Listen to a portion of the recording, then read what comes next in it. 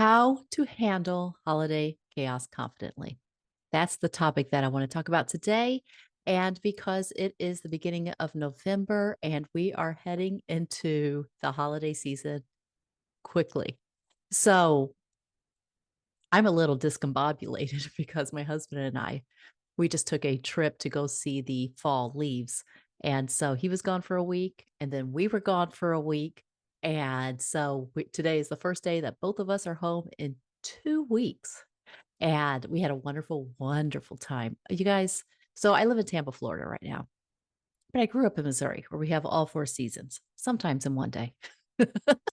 If you know, if you live in Missouri, you know what I'm talking about. And the Florida is marvelous. All the sunshine, the beautiful temperatures. I have a water view that I'm looking at right now as I record this podcast, do this episode of Brag About Life. And yet, it doesn't have fall colors. It doesn't have that nippiness in the morning. It doesn't have temperatures that, make you want to hold your cup of coffee and you don't see your breath outside. All things that my husband loves. He's like, yeah, I could leave all that for forever. And I'm like, yeah, but I'm going to need some cold temperatures. So we went and visited the Great Smoky Mountains and it was amazing. Amazing, amazing, amazing. I had forgotten how beautiful the Great Smoky Mountains were. And we actually went to college out there in Tennessee, and so visiting the Smoky Mountains was, some of the weekend trips that we would do, especially when we were dating. And so anyway, it was just a wonderful, wonderful, wonderful trip. I can't say it wonderful enough. I think it's going to have to maybe become an annual thing. But I'm coming back now, and it's really hard for me to talk about how to handle holiday chaos when I'm back in 80-degree temperatures again, because I'm just like, doesn't feel like Thanksgiving and Christmas. And yet the calendar says it's coming up. Okay, so let's just dive into it. This is going to probably be a shorter episode. So, holiday chaos can come in many, many forms. It can be physical chaos, it can be health, chaotic to our health. You know, uh, Maybe we're doing really well on a diet or we're really taking care of ourselves and nourishing ourselves.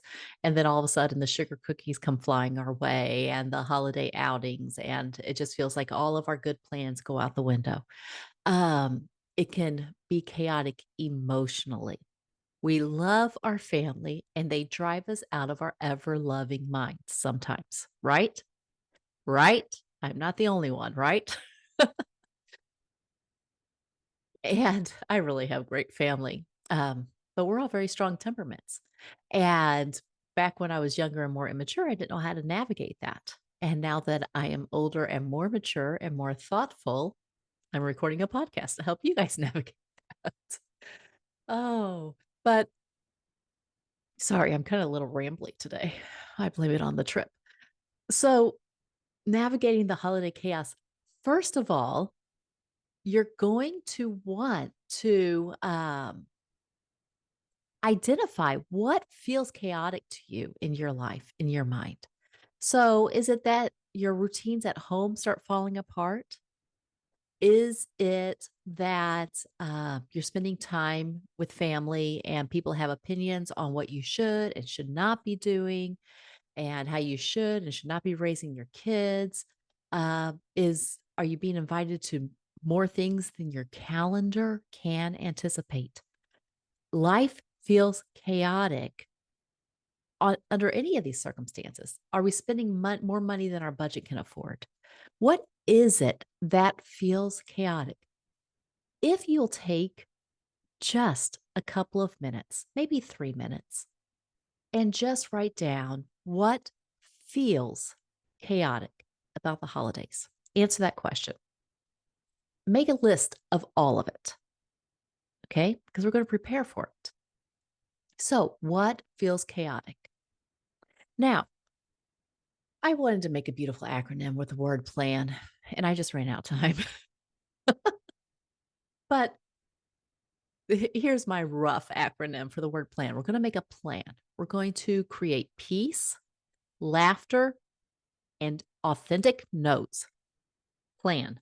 This is our holiday plan. Okay, so you've got your list of the things that feel chaotic.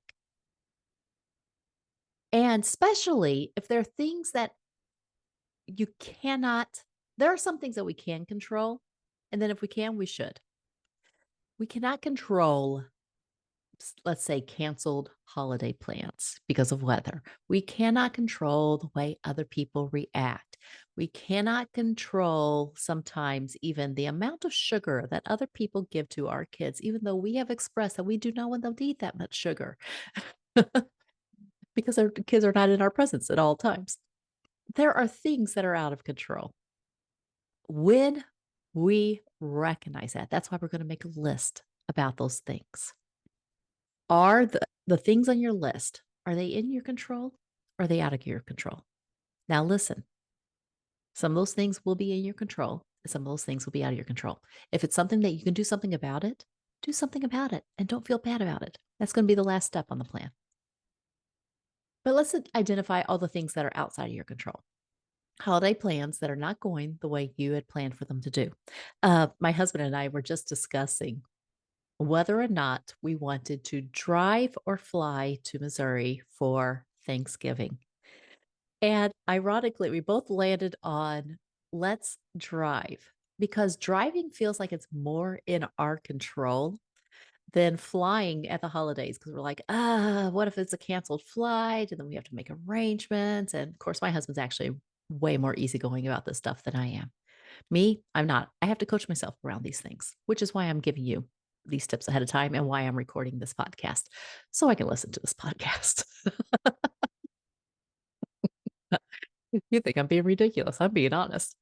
So anyway, we will so we were talking, we're like, let's just drive. We both enjoy the drive. We enjoy listening to good music and podcasts and the time that we spend together. We have a very super comfortable vehicle. And neither of us minds driving. My husband usually does most of the driving, but if I need to, I can and I like it. So we're like, we're just going to drive. It feels like we're more in control. And then I added, and yet I know we're not. Anything can happen. Something can happen to your car, and we're not actually really in control as much as we think. We just feel like we have a sense of control. Okay, well, that's what we're going to do to get peace. I want to give you a little bit of a sense of control. So, by the way, that feeling of control, that feeling of peace comes from our thoughts. So we're going to have to work at our thoughts. When we can't control circumstances outside of us, we can manage our thoughts. So we can get to peace at any moment. So you've made your list. What feels chaotic? What feels hard? What feels difficult? Is it the subtle criticisms that one of your relatives casts your way? They just throw little barbs at you every once in a while. Is it the always pushing you to do something else that you don't want to do? Is it you're in charge of way too many things this time of year, and now it's too late to back out of without discombobulating everybody else's life? Okay. Okay, you've made your list. What feels chaotic? Now, I want you to take the time and on each one of those things, make peace with the best case scenario and the worst case scenario. So think about the best case scenario. Maybe you're planning the holiday pageant at church, the Christmas pageant. And, best case scenario is everybody shows up, nobody's sick, everybody memorizes their lines, and it goes off, and everybody says, "What a great job you did." And you say, "Thank you." And they bring you flowers. That's wonderful. And now imagine the worst case scenario.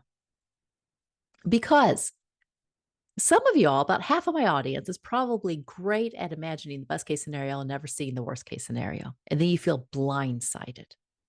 And the other half of my audience, and I'm probably this person, is always focused on the worst case scenario and making plans for that and trying to minimize that and never taking time to appreciate that it could really go off great. So imagine both sides. Have perspective of both sides. See the pros and the cons. See the positive potential and the negative potential, and just hold space for it. Just say, it is what it is. It's going to be what it's going to be.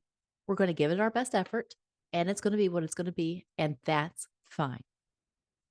And then you're going to want to use the second step of the holiday plan, laughter. Laughter really does help hard situations. Now, if your hard situation is a difficult family member, try not to laugh at them, but laugh at how unique human nature is and how we can just get ourselves all tied up in little knots and little, you know, stuck on our points and just appreciate. Laughter is when we really kind of appreciate the ridiculousness of the situation without actually beating up on both either person and making it a problem. It's just like you want this and I want this, and it's just so funny that we are always wanting it this way. I love to use laughter to relax and appreciate the person that's in front of me. I like to use laughter to ease tense situations if it's appropriate. Sometimes I make a note of it and say, well, we'll laugh about this maybe someday. Maybe not today, maybe someday. But take a deep breath. If you can't laugh, relax around it. Okay. Take a deep breath. This too shall pass. It will be okay. You will be okay. Don't lose your mind. Take a pause if you need to. Okay. Take a deep breath. And that's going to lead me to the third tip, authentic no's. Listen, yeses are way, way too easy, and no's seem really, really hard. Look at your schedule right now. Are there some things that people are going to ask you for that you really want to be able to say no to? Plan ahead. Are there some things that you've said yes to in the past that you'd like to say no to this year? Here's the deal. We are so afraid. We've got this great, great big fear of missing out on anything. And especially we as moms sometimes, we're really worried about not giving our kids an amazing Christmas experience. But sometimes what they need is fewer but more momentous experiences. Instead of rushing from holiday party to holiday party, how about you set up a family tradition? How about there's a pause? How about we relax and don't expect every Christmas to be exactly the same? Maybe you buy Christmas pajamas every single year, and maybe this year we don't, and that's okay. And we let them know ahead of time, hey, I know we've done Christmas pajamas, but this year I think we're going to skip it and we're just going to focus on this. Or maybe maybe you feel like you're keeping up with everybody else's holiday traditions and you've never built your own. Maybe what's worked in the past is not working now. I remember, so my mother has a humongous Thanksgiving. It used to be even more humongous. And there came a point when some of the extended family just wanted to have their own plans. And so that meant that there were fewer people coming. And there was a time when it was like, wow, we could really cut back on desserts because we do not have as many people as before. And if we cut back on desserts, we have more time to enjoy the holidays. And that's a good thing. So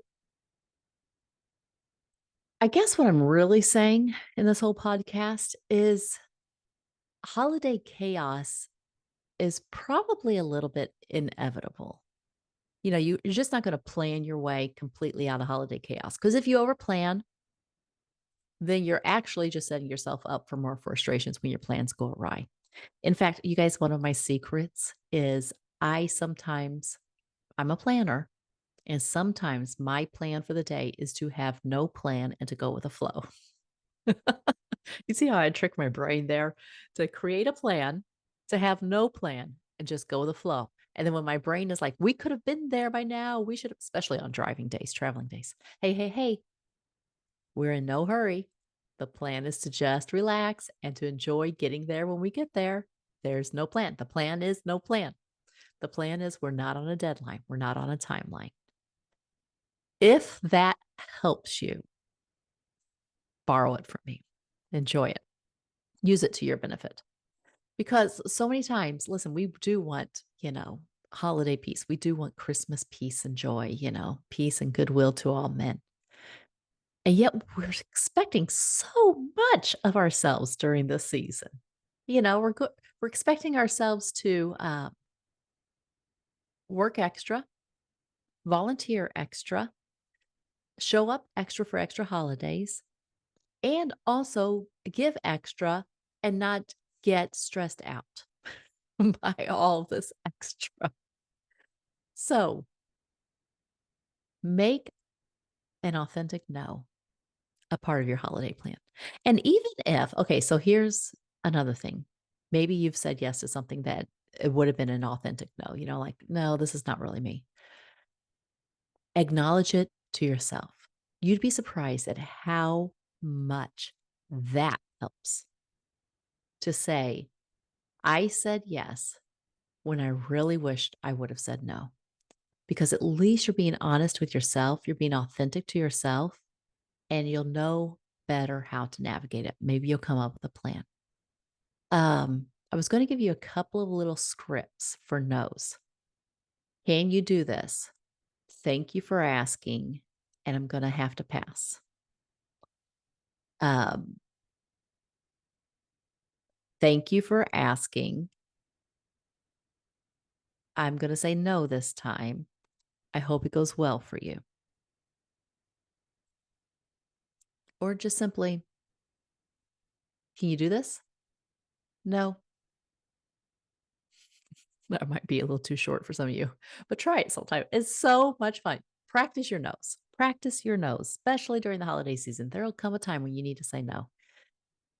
Be ready for it. Give it a no. All right. So, how to handle holiday chaos confidently? Going back to the plan.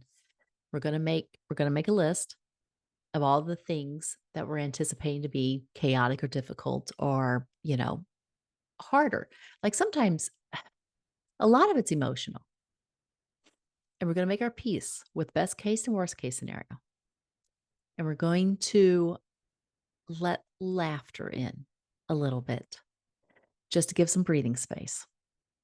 And then we're also going to practice authentic no's.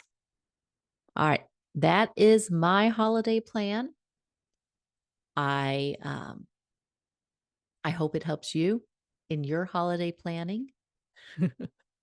There are intangible and tangible plans. This is a very intangible one. But honestly,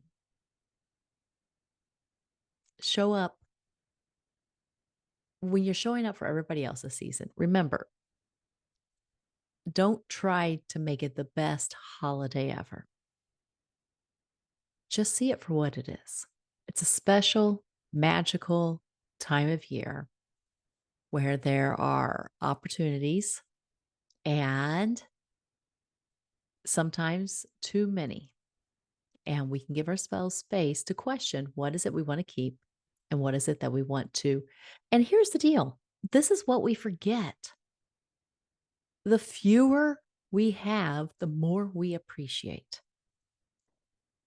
I don't know if I've told this before. I was reading Little House on the Prairie, one of the books, and I remember them talking about the very first time that Laura Ingalls Wilder, Laura Ingalls, and her sister Mary, I think, first time they had an orange, and that was what they got for Christmas, and they were, older kids by this point, and it was so special.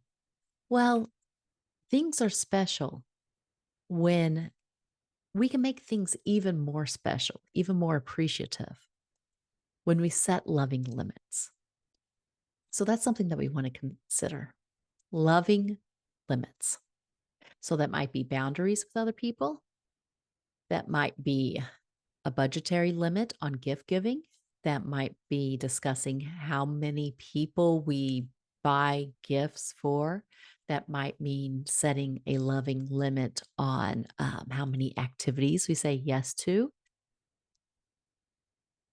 It might mean how setting a loving limit on how many desserts we allow ourselves to have during the season.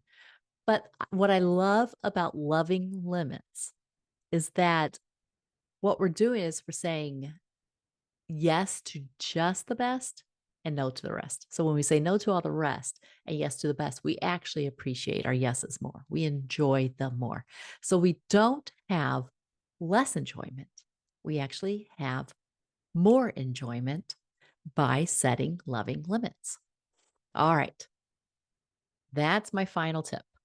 Set loving limits during the holiday chaos. I guess we could wrap it all up into set loving limits. And I will talk to you next week. Bye bye.